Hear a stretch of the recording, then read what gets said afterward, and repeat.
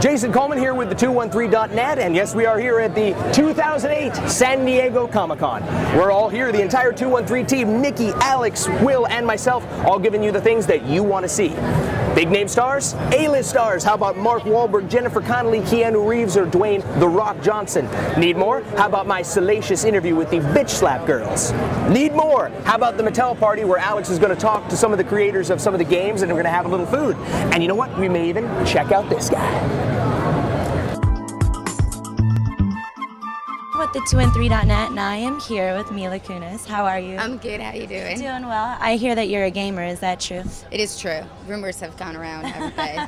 Yes, I've held it quiet for many years, but yeah. What's your favorite game? Video game or just any game? I love World of Warcraft would be my favorite. But I'm anticipating Spore. That might take over for a little bit. I'm here with Mark Wahlberg. How are you doing today? Good. How are you?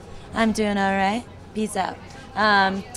You know, you usually play, or a lot of your roles are man in uniform, going after the bad guy. Yes. How is Max Payne completely different than your other characters? Oh, no, I just played. I was actually in uniform for Invincible, a football uniform. Right. But then I played a science teacher, and then I played an accountant. And those two films took almost 9 months to film, so I needed to go back and get aggressive again, be violent, and take my frustrations out on extras and stunt doubles in Canada. That's not very nice. Well, no, they were paid handsomely, and they actually enjoyed it. How is it working with the super sexy Mila Kunis? Oh, she's a sweetheart. She's as funny as she is beautiful, and she was really committed to pushing the envelope, which is great. That's good. She wasn't scared. I'm standing here with the beautiful Jennifer Connelly and Keanu Reeves. How are you guys doing today? Good, thanks. Very well, thanks. How are you? I'm doing all right. This film was said at first to be an anti-war film. Does it still have that message at all? In a roundabout way, it's not as direct as the original, but there's something about, I guess, this one's dealing more about with character and that idea of violence, violence on human. That kind of this is definitely still part of the story. Yeah. So more man on man or man versus nature? I think it's both.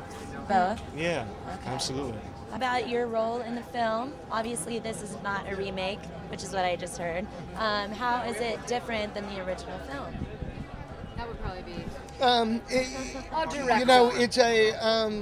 It's 30 years later, so the planets and the mythology, this is sort of taking it to the next step. So there are bits and pieces of things from the original that you might carry with you in terms of information, but whole new story. And this is really about what happens.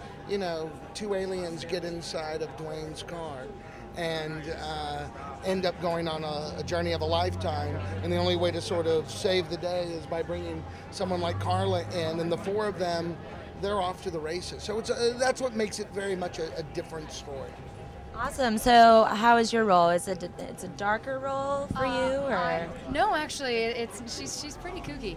But I'm an astrophysicist who has been discredited because I actually believe in alien life, and I am giving a lecture at a UFO convention, very much like Comic-Con, but in Las Vegas, and all about UFOs.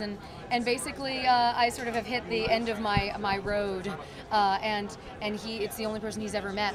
He's a cab driver, and I was his fare from the airport, and I gave him a flyer for my lecture, and he's like, this is the only person I know that knows anything about aliens, so let me go see if she can help.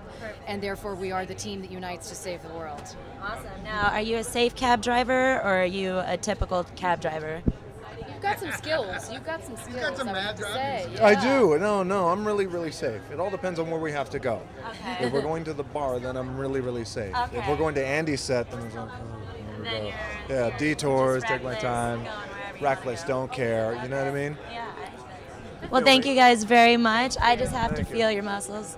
You must work out with does that all God. the Do you time. work out with God? You Well, must. yeah, you know, I mean, really. God That's delivers. amazing. I just signed. You know what I mean? All right. Hi guys.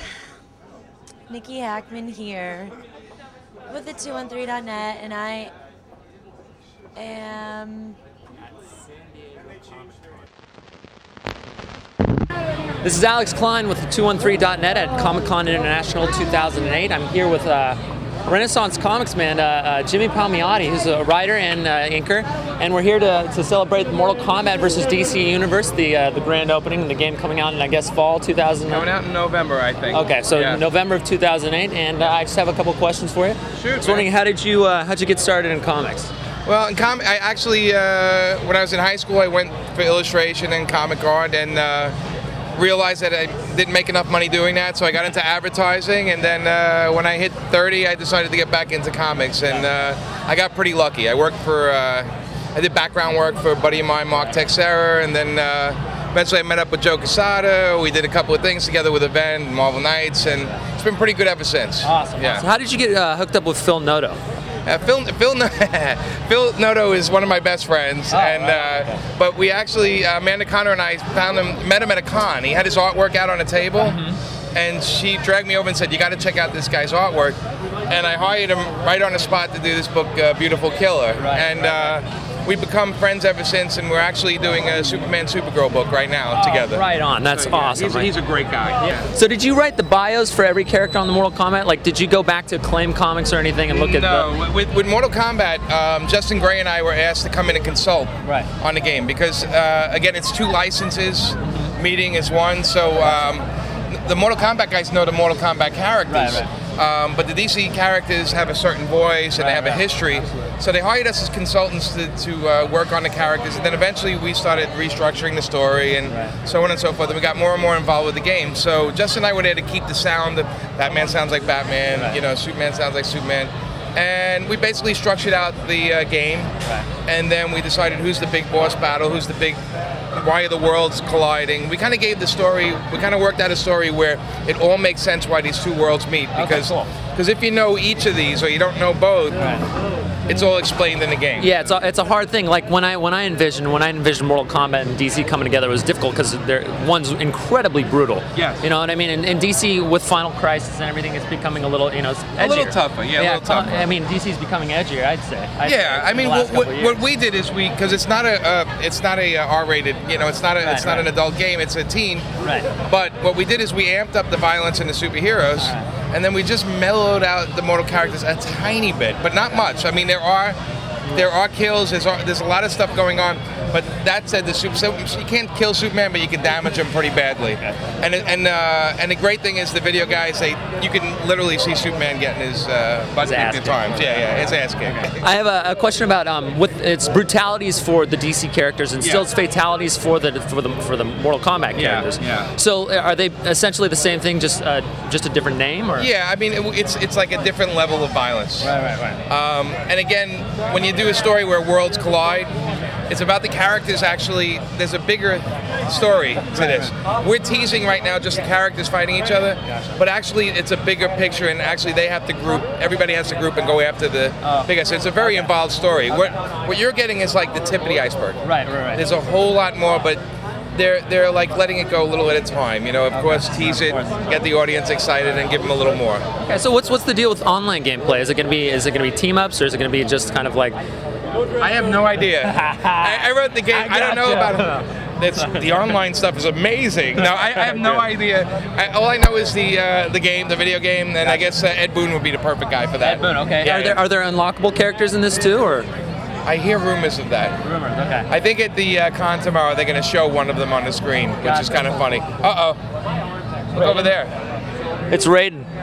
We got the actual Raiden here. How's it feel? The best tan in San Diego. I'm warming up for my fight tonight. So who are you fighting? Nice. Superman. You're gonna kick Superman's ass? Of both worlds, yeah. What's your fatality in this game? I'm doing considering it's Superman, I can't rip his head off. No, you can kick his butt though. Yeah. Pretty bad. You can't do fatalities on Superman. Pretty bad. Well, we got a character. We have Raiden here, and we have Jimmy Palmiotti, the creator, the writer of Mortal Kombat vs. DC Universe, and I'm excited. It's coming out fall, November of 2008, and I'd like to thank. Some good stuff, man. You do all right. I'm excited. You owe me a beer for that. Right? You got it. Okay. I appreciate it. Thank you very much. I really appreciate it. Thanks, man. Thank you, Raiden. Thank you. Thanks. Yeah.